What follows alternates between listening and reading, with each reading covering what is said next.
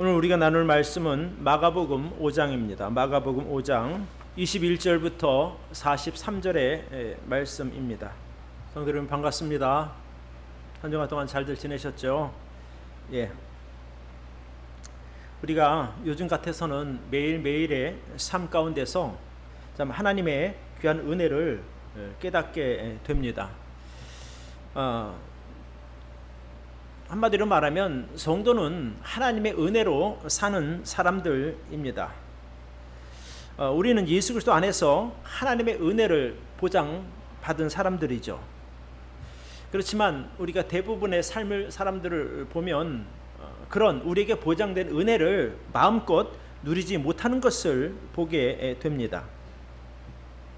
어떤 분들은 매일 매순간 하나님의 은혜를 경험하면서 사는 분들도 계시지만 또 어떤 분들은 비슷한 조건에 있으면서도 늘 은혜를 갈급하는 그런 믿음의 삶을 사는 것을 보게 됩니다. 한 사람은 늘 은혜 안에서 풍성함을 누리고 그러나 또 다른 한 분들은 늘 은혜의 갈급함 안에서 살아가게 됩니다. 그러면 이 두 사람의 차이는 과연 무엇이겠습니까? 우리가 믿음 생활을 하다가 보면 여러 가지 다양한 그 모습의 장애물들을 만나게 됩니다. 때로는 아주 크고 높은 믿음의 장애물들을 만나기도 하고 때로는 조금만 노력하면 얼마든지 쉽게 넘을 수 있는 믿음의 장애물들을 만나기도 하지요. 물론 그 사람의 믿음의 상태에 따라서 느껴지는 장애물의 크기와 어떤 그 압력이 다를 수는 있지만 하나님은 참 신실하셔서 우리가 늘 감당할 수 있는 그런 믿음의 장애물들만 허락하십니다. 자, 그럼에도 불구하고 우리가 때로는 두려움이나 또 때로는 게으름으로 인해서 그 장애물을 넘기를 이제 어려워하는 거죠. 능히 할 수 있음에도 말입니다.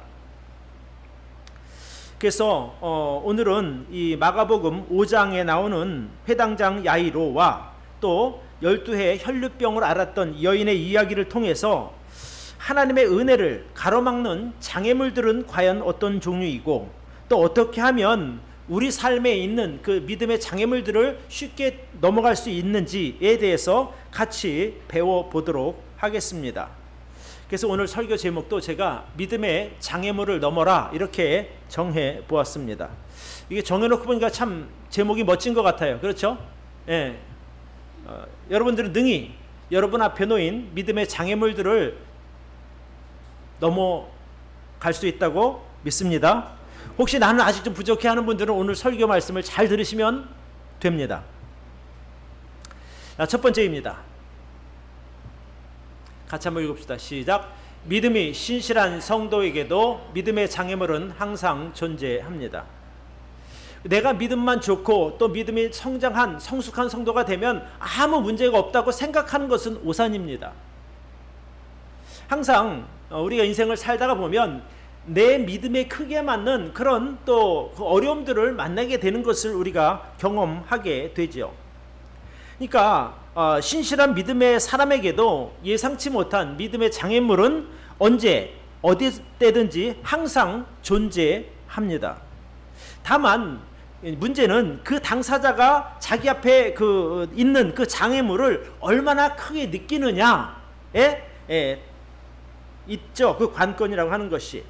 그래서 그 사람의 믿음의 상태에 따라 작은 장애물이 크게 느껴지기도 하고 또 큰 장애물도 작게 느껴지기도 하는 것입니다.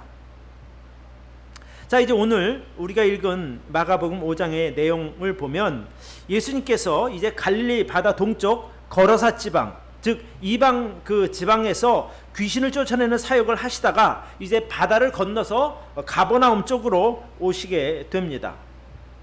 예수님께서 그 가버나움 성에 도착했을 때 그곳에 이미 수많은 사람들이 예수님을 기다리고 있었습니다.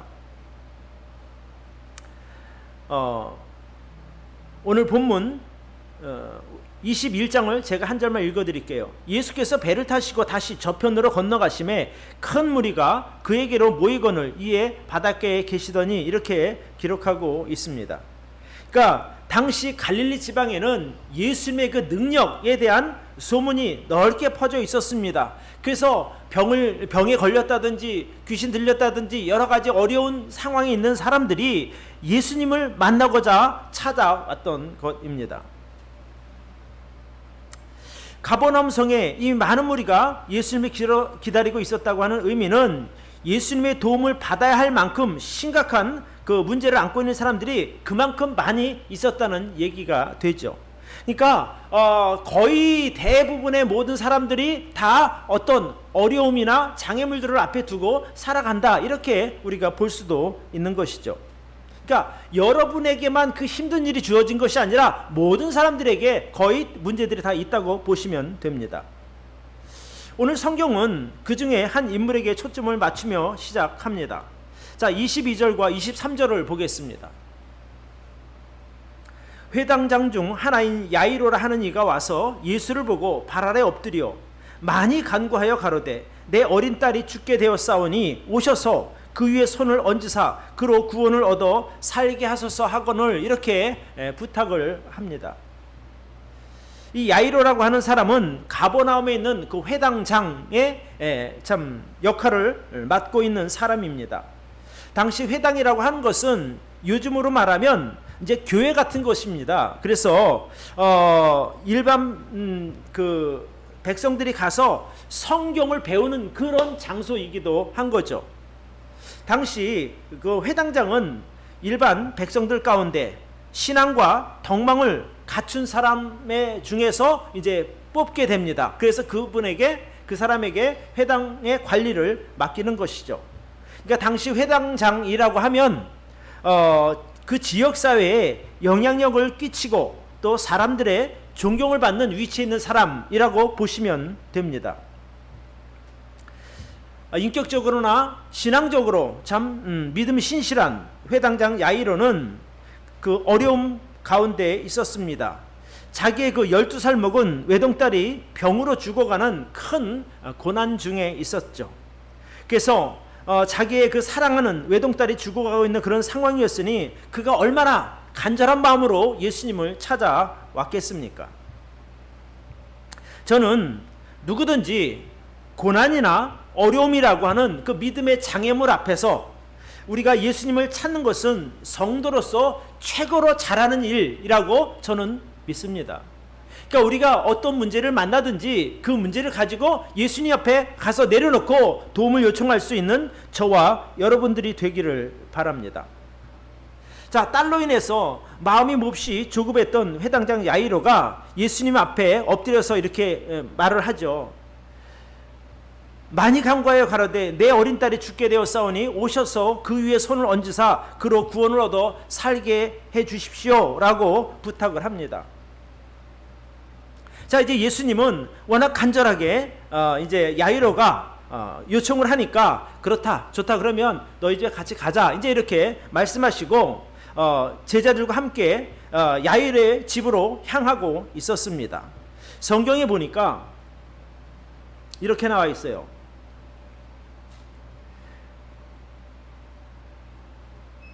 24절에 이에 그와 함께 가실새 큰 무리가 따라가며 애워싸 밀더라, 이렇게 되는 거예요. 그러니까 많은 사람들에게 둘러싸여서 이제 예수님이 이제 야이로의 집으로 가는 과정이었습니다.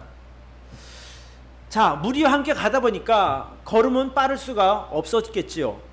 그러나 야이로의 마음은 얼마나 급했겠습니까? 한 걸음이라도 빨리 가서 죽어가는 내 딸이 살아났으면 좋겠다라는 그런 마음이었겠습니다. 그런데 전혀 예상치 못한 일이 벌어지게 됩니다. 한 방해꾼이 나타난 것이죠. 예수님께서 가던 길을 갑자기 멈추시더니 누가 내 옷에 손을 대었느냐, 이렇게 말씀하시는 겁니다. 그렇지 않아도 이 딸로 인해서 마음이 급한 야이로는 마음이 얼마나 답답했겠습니까? 아니, 가야 되는데 여기서 왜 멈추시고 저렇게 말씀을 하실까, 이렇게 생각을 했을 겁니다. 이렇게 많은 사람이 가다 보면 옷도 닦기도 하고 몸도 닦기도 하는데 왜 저렇게 말씀하시지? 이제 이렇게 생각했을 것입니다. 예수님의 제자들도 같은 생각이었습니다. 아, 선생님, 이렇게 많은 사람이 가다 보면 옷 닦기도 하고 손에 닦기도 하고 그런 것 아니겠습니까? 이렇게 이야기하죠. 그때 갑자기 처음 보는 여인이 예수님 앞에 나와서 울면서 엎드리게 됩니다. 그러면서 말하기를 내가 이런 상황 때문에 제가 예수님의 옷자락을 만졌습니다 라고 이제 고백하는 내용이 나오고 있습니다. 오늘 본문 25절부터 옵니다. 12해를 혈루증으로 앓는 한 여자가 있어 많은 의원에게 많은 괴로움을 받았고 있던 것도 다 허비하였으되 아무 효험도 없고 도리어 더 중하여졌던 차에 예수의 소문을 듣고 무리 가운데 섞여 뒤로 와서 그의 옷에 손을 대니 이는 내가 그의 옷에만 손을 대어도 구원을 얻으리라 함일러라. 그러니까 예수님의 옷자락에 내가 손을 잡기만 해도 나는 나을 수 있다라고 하는 그 믿음으로 정말 사람들을 해치고 와서 예수님의 옷에 손을 댄 것입니다. 그때 그의 믿음대로 29절에 보니까 이에 그의 혈루 근원이 곧 마름에 병이 나온 줄 몸에 깨달으니라 이렇게 됐고 30절에서 예수께서 그 능력이 자기에게서 나간 줄 곧 스스로 아시고 무리 가운데서 돌이켜 말씀하시되 누가 내 옷에 손을 대었느냐 이렇게 된 겁니다. 그러니까 이런 상황이다 보니까 여인과 예수님만 그것을 아는 상황이었어요. 그러니까 다른 사람들은 알지 못했죠.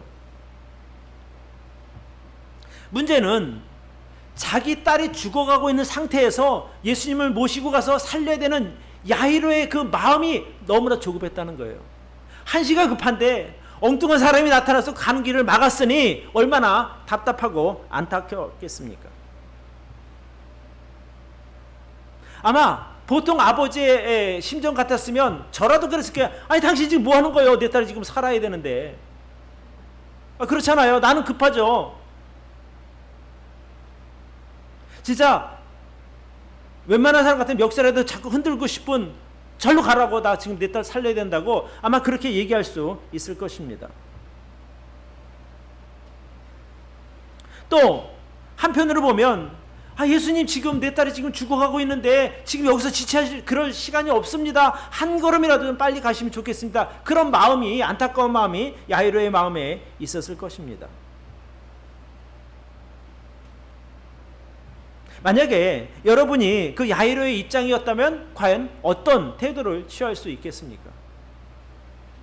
저는 오늘 이 이야기를 이렇게 묵상하면서 맞아, 어쩌면 야이로뿐 아니라 저와 여러분들의 삶에도 늘 예상치 못한 일들이 우리의 앞길을 막는 경우를 많이 경험하셨을 줄 믿습니다. 그러니까 우리가 믿음의 삶을 살다 보면 언제 어느 때이든지 우리 앞길을 막는 문제들이 생길 수 있다는 것이죠. 때로 심각한 질병에 걸리기도 하고 또 예상치 못한 방해꾼이 나타나서 그 모든 것들을 심각하게 그런 상황으로 몰고 갈 수도 있는 것입니다. 이런 믿음의 장애물들은 모든 성도들이 공통적으로 겪는 것으로 저는 봅니다. 때로는 참 목회자들도 병에 걸리기도 하고 또 여러 가지 다른 모습의 어려움 앞에 놓일 때가 있습니다. 성도님들도 마찬가지겠죠. 그리고 정말 그런 일이 없어야 하겠지만 정말 원수 같은 정말 보기도 싫은 그런 방해꾼을 만날 수도 있는 것입니다. 자, 우리 앞에 갑자기 나타난 그런 장애물에 대하여 우리가 어떤 모습으로 대해야 하겠습니까? 저는 여러분들에게 말씀드리기를 정말 그런 정말 예상치 못한 상황을 만나게 되면 먼저 하나님 앞에 무릎 꿇고 기도하시기를 바랍니다. 어떤 일에 대해서 감정적으로 대할 것이 아니라 분노할 것이 아니라 원망할 것이 아니라 왜 하나님께서 나에게 이런 일을 허락하셨지라고 하면서 하나님 앞에 무릎 꿇고 기도할 수 있기를 바랍니다. 그것이 우리가 장애물을 만났을 때 가장 먼저 할 수 있는 믿음의 표현이라고 저는 봅니다. 자, 그럼 이 장애물들을 우리가 어떻게 맞이할 것인가? 자, 두 번째입니다. 같이 한번 읽읍시다. 시작. 하나님은 믿음의 장애물 앞에서 우리에게 믿음을 요구하십니다. 우리의 믿음에 가는 길에 나타난 그 장애물은 믿음으로 극복할 수 있습니다. 어쩌면 우리가 볼 때에 정말 이게 심각한 거다, 정말 이게 도저히 내가 감당하기 힘든 장애물이다 라고 하더라도 여러분 포기하지 마시기를 바랍니다. 오늘 여기 나오는 회당장 야이로나 또 혈류병 걸린 여인 두 사람 모두 자기들이 해결할 수 없는 그 한계 영역을 벗어난 위기를 만난 사람들입니다. 그러니까 회당장은 당장 죽어가는 자기 딸이 있었고, 또 이 혈류병 여인은 무려 12년 동안이나 병원에 다녔지만 그의 병은 낫지를 않은 것이죠. 더구나 이 혈류병이라고 하는 것은 율법에 의하면 사람들과 떨어져 살아야만 되는 거예요. 누구든지 그 여인과 손을 닿든지 오시다면 일주일 동안 격리를 해야 되는 그런 상황이라 말입니다. 그러니까 정상적인 이 사회생활을 할 수 없는 그런 사람인 것이죠. 자, 우리가 그런 문제를 만약에 만났다면 그때 우리가 할 수 있는 것은 무엇입니까? 바로 믿음으로 주님 앞에 나아가는 것입니다. 그러니까 여인에게 있어서 가장 심각한 장애물은 무엇인가 하니 바로 율법이라고 하는 거대한 장애물입니다. 제가 방금 말씀드렸지만 어쨌든 여인은 사람들과 접촉할 수 없는 그런 것이란 말이에요. 그래서 만약에 누군가에 가서 그 여인이 손을 댄다든지 옷 부딪히기만 해도 사람들은 그 여인을 돌로 쳐 죽일 수 있는 그런 것이 바로 율법이란 말이에요. 그런 그의 삶을 가로막고 있는 그 엄청난 율법이라고 하는 그 장애물을 그가 뒤로 하고 예수님에게 달려가서 그의 옷자락을 만졌다고 하는 것은 죽음을 각오한 그런 결단이었던 것이죠. 만약에 잡았는데 안 났다, 그러면 사람들이 그 여인을 돌로 쳐 죽일 수 있는 것이거든요. 그런데 정말 그 아이러니하게도 그 여인으로 인해서 야이로는 또 한 번의 장애물을 만나게 되는 거예요. 아, 이제 잘 됐다, 예수님만 모시고 가면 내 딸은 살았다 라는 안도감 가운데 함께 가고 있었는데 엉뚱하게 나타난 그 여인 때문에 가던 길을 멈추고 성경에 보니까 그 여인과 이야기할 때에 35절을 보시기 바랍니다. 아직 말씀하실 때에 회당장의 집에서 사람들이 와서 가로되 당신의 딸이 죽었나이다, 이렇게. 선생님, 당신의 딸이 죽었습니다. 이제 그만하셔도 됩니다.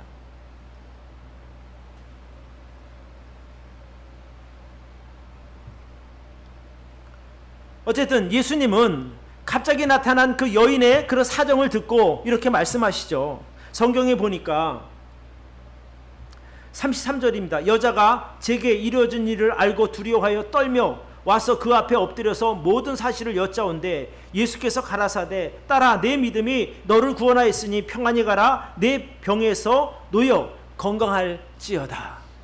어쨌든 여인은 자기 앞을 가라막고 있는 그 믿음의 장애물들 앞에서 믿음으로 나아갔고 그녀는 나음을 얻었습니다. 근데 이제 그 여인 때문에 오히려 회당장 야이로는 더 큰 장애물을 만나게 된 것이죠. 딸의 죽음이라고 하는 장애물 말입니다. 여러분, 여인이 어떻게 그동안 12년 동안이나 자기 앞을 가로막고 있었던 장애물 문제를 해결했습니까? 믿음으로. 죽음을 각오한 믿음이었습니다. 저는 우리 성도님들에게 말씀드리고 싶습니다. 여러분이 감당하기 어려운 장애물을 만나거든 여러분 믿음으로 반응하시기를 바랍니다. 장애물을 바라보면 낙심할 수밖에 없습니다. 두려워할 수밖에 없습니다. 그러나 그 장애물보다 크신 하나님을 향해서 나아가시기를 바랍니다. 우리가 믿음으로 반응할 때 우리 앞을 막고 있는 그 장애물은 어렵지 않게 넘어갈 수 있다고 저는 믿습니다. 주님께서도 우리에게 우리가 믿음으로 나아가기를 원하신다고 하는 것을 우리는 알 수 있습니다. 자, 이제 새로운 또 장애물을 만나게 된 야이로의 입장을 보도록 하겠습니다.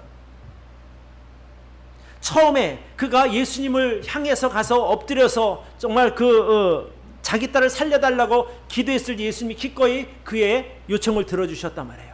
아, 이제 됐구나 라는 그런 마음으로 가고 있었을 때 그 여인으로 인해서 막힌 그 장애물이 나타났을 때 그는 또 한 번 낙심할 수밖에 없었습니다. 그렇게 되니까 아, 이제 끝났는가 보다 이제 이렇게 생각할 수밖에 없는 것이죠.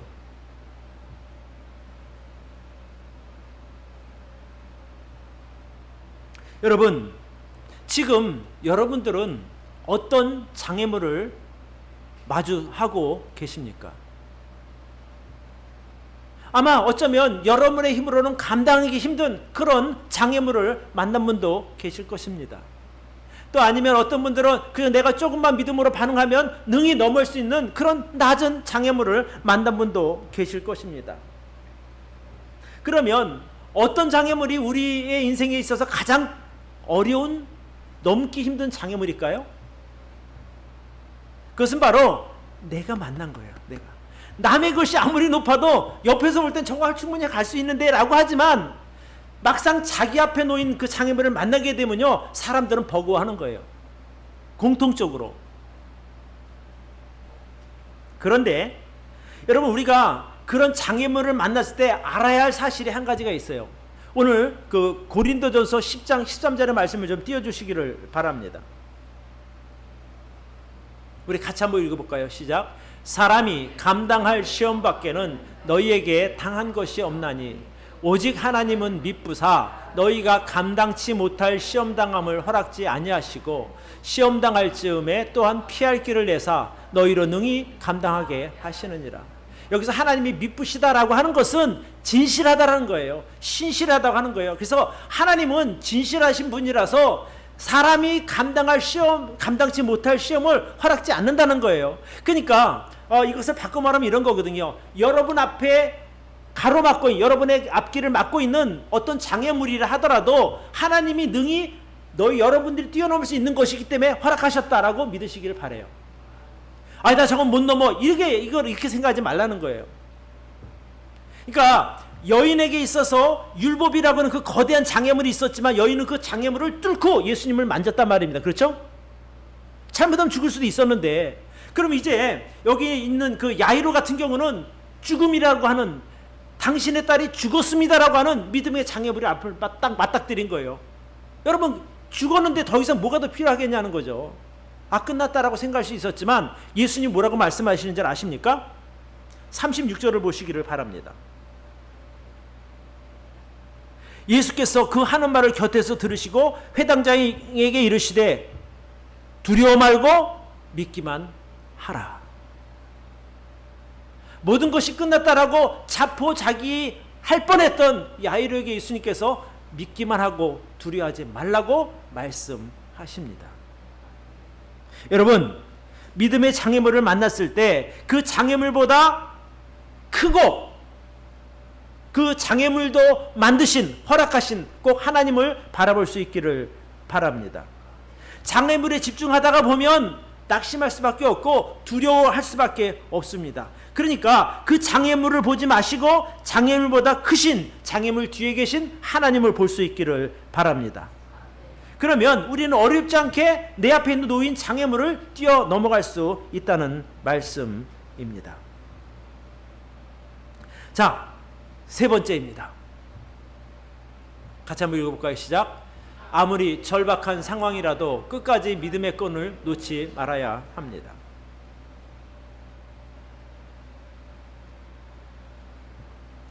우리가 믿음 생활을 하다가 보면 여러 가지 어려움을 만나게 됩니다.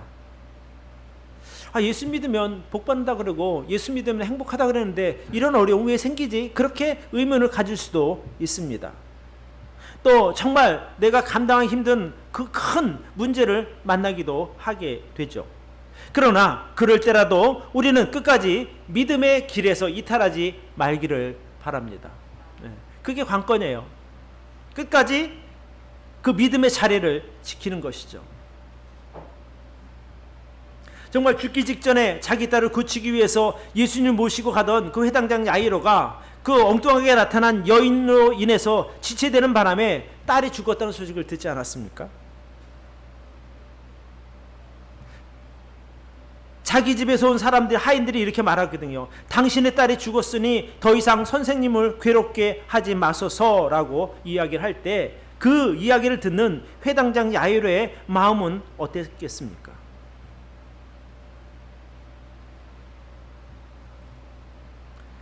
가는 길을 막은 여인도 원망스러웠을 것이고, 자기 딸이 죽어가는 것을 잘 알면서도 왜 지체했던 그 예수님이 정말 서운한 마음이 있었을 것입니다.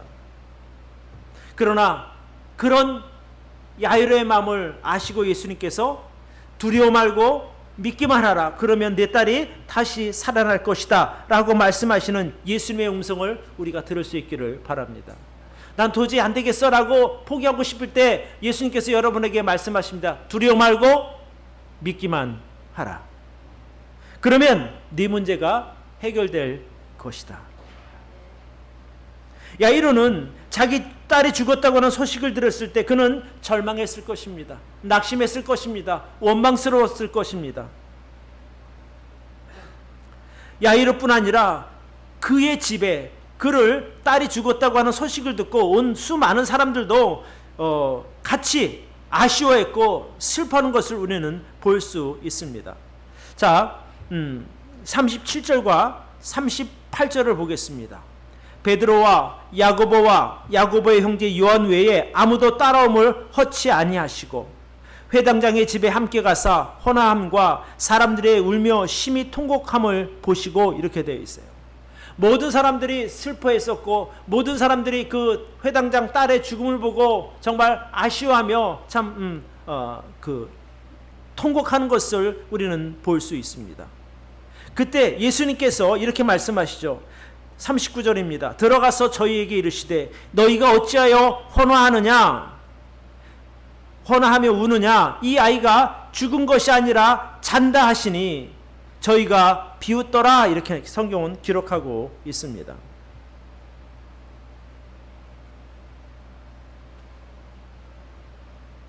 여기서 우리가 유념해 보아야 할 것은 왜 예수님께서, 전지전능하신 하나님이신 예수님께서 왜 그의 딸이 죽을 것을 아시면서도 혈루증 여인을 만나서 시간을 지체하셨을까 하는 거예요. 저는 그 일을 왜 예수님께서 그렇게 하셨을까? 예수님은 회당장 야이로가 더 큰 믿음을 갖기를 원하셨다고 봅니다.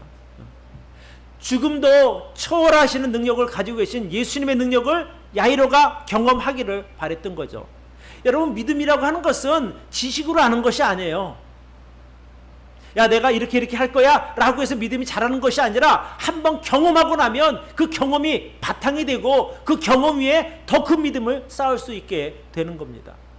그러니까 설교도만 가지고 끝나는 것이 아니라는 거예요. 설교도뿐 아니라 실제로 내가 그 집을 지어보면 아하, 이렇게 해서 집이 지어지는 걸 경험하게 되는 거죠. 잊혀지지가 않는 거예요. 제가 요즘에 지금 맥북이라고 하는 컴퓨터를 이제 새로 배우고 있어요. 근데 운영 체계가 이런 윈도우 기본의 어떤 그것과 전혀 다른 거예요. 이렇게 해라 저렇게 해라 들었을 때는 아무리 해도 한 번 들으면 잊어버리는 거예요. 근데 정말 그 능수능란하게 다루시는 분 옆에서 와갖고 딱 옆에 앉아서 가르쳐 주니까 실제로 해보니까 머릿속에 쏙쏙 들어오는 거예요. 그래서 저는 믿음도 같다는 생각이 들어요. 우리가 성경에 보면 수많은 믿음의 이야기가 있죠. 그러니까 오늘 여기 보면 이 야이로도 상당한 믿음을 가진 사람입니다. 여기 보시면 23절에 많이 간과하여 가로되 내 어린 딸이 죽게 되었사오니 오셔서 그 위에 손을 얹으사 그로 구원을 얻어 살게 하소서. 예수님께서 가셔서 기도해 주시면 손 얹고 기도해 내 딸은 살아납니다. 여기까지는 아는 거예요. 그런데 그의 믿음이 그 이상 갈 수가 없었던 게 지식적인 믿음이죠. 딸이 죽은 후에 예수님이 오셔서 그의 딸을 살려주셨으니까 그의 믿음은 어떻게 되니까 완전히 한 두 단계는 아마 업그레이드가 됐을 것입니다. 성장한 거죠. 저는 오늘 여기 나오는 12회를 혈루병으로 앓았던 여인도 마찬가지라는 거예요. 아마 그 사람들을 해치고 들어갈 때 여인은 수많은 생각을 했을 거예요. 혹시 안 나면 난 죽는다. 그렇지만 자기가 12년 동안 고생하고 차라리 안 되면 죽는 게 낫지 않아. 아마 그런 마음으로 그가 나아갔을 것이에요. 율법이라고 하는 당시 유대 사회의 근간을 움직이는 율법의 힘은 어마어마했던 겁니다. 사람을 죽이기도 한 거예요. 여러분, 바리새인과 그 대제사장들이 예수님 무슨 제목으로 죽이는 줄 아십니까? 신성모독이에요. 그러니까 율법을 어기는 것은 신성모독이라 말해요. 그러니까 여인도 돌에 맞아 죽을 수 있는 위험을 무릅쓰고 그가 나갈 수 있었던 것은 믿음입니다. 믿음.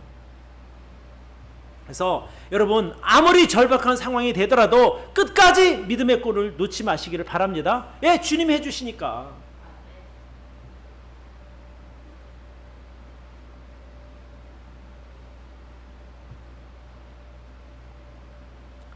제가 지금 드리고 싶은 말씀은 그거예요. 여러분, 하나님의 능력에 대해서 여러분 스스로가 어떤 한계를 설정하지 말라는 거예요. 나는 이 정도까지는 믿어라고 그 한계를 설정해 놓으면 거기까지밖에 못 믿습니다. 그런데 하나님은요, 전지전능하시다는 거예요. 여러분, 단어로 그냥 볼 때 전지전능하다. 맞아, 전지전능해. 그게 무슨 의미가 있겠어요? 그런데 여러분, 실제로 여러분이 믿음으로 움직이게 되면 그 전지전능하심을 경험하게 되는 거예요. 지금 오늘 여기 나온 그 야이로가 그런 것 아니겠습니까? 오늘 여기 나온 12해를 혈루병을 앓은 여자가 그 하나님의 전지전능하심을 경험하게 된 거예요.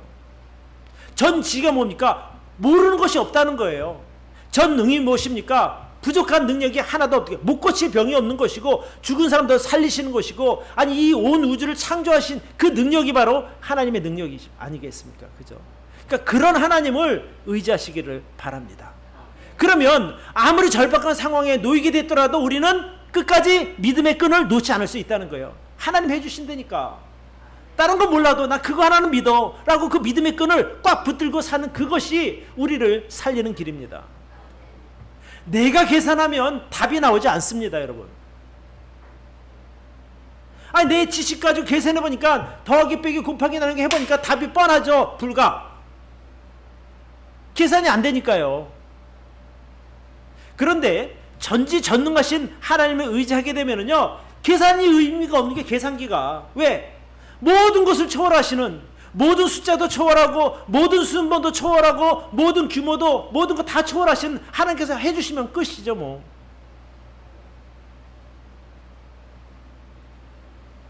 그런 믿음이 있을 때 우리가 믿음의 장애물을 뛰어넘을 수 있다는 말입니다. 멋지잖아요. 나는 도저히 계산해보니까 나오지가 않는데 예수님은 가능하다 하시니까 예수님이 그렇게 말씀하셨거든요. 사람들이 와서 당신 딸 죽었으니 그만하시오 했을 때 예수님이 하신 말씀이 뭐예요? 두려워 말고 믿기만 하라. 이게 계산상 나올 수 없는 말이거든요. 왜? 수많은 사람들 가서 예수님이 이 아이가 죽은 것이 아니라 잔다고 했을 때 사람들이 다 비웃었단 말이에요. 우리가 믿음으로 갈 때 사람들은 아이 저거 되겠어? 아마 이렇게 비웃을 수도 있을 거란 말이에요. 근데 된다니까요. 불가능할 것 같은 일이 실제로 이루어졌잖아요.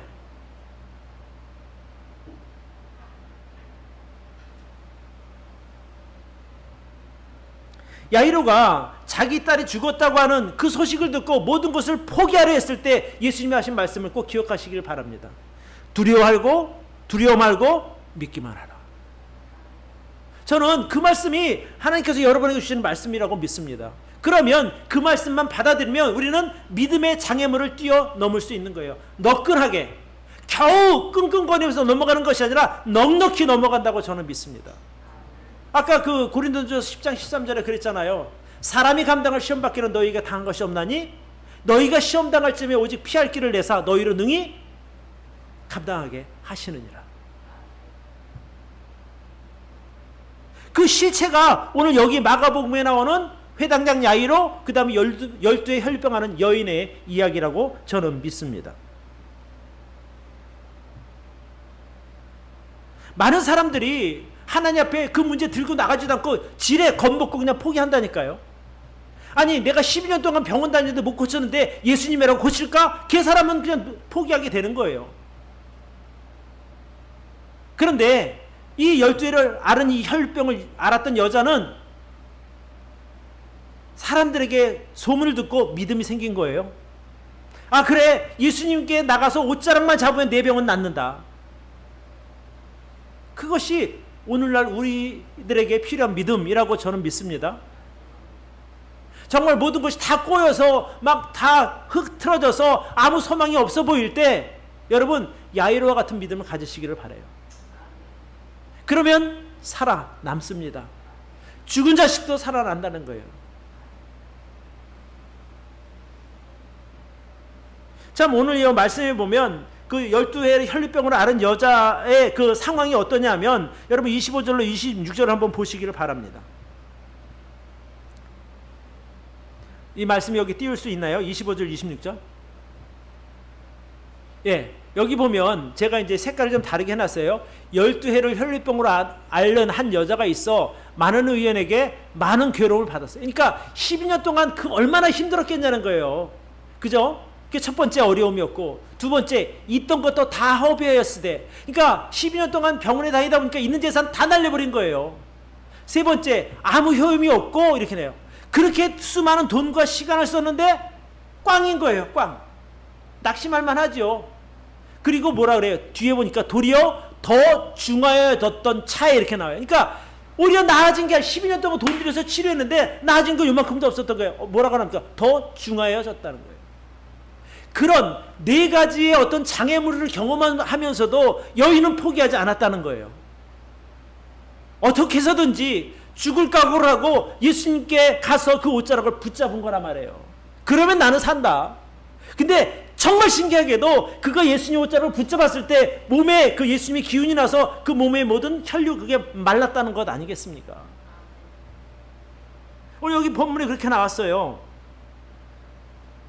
29절에 이에 그의 혈루 근원이 곧 마름에 병이 나온 줄을 몸에 깨달으니라. 뭔가 깨달은 그 아팠던 몸이 갑자기 그냥 쉐셔렁 하면서 그냥 나왔겠죠. 그 순간 어떤 기분이니까 살았다. 나는 살았다.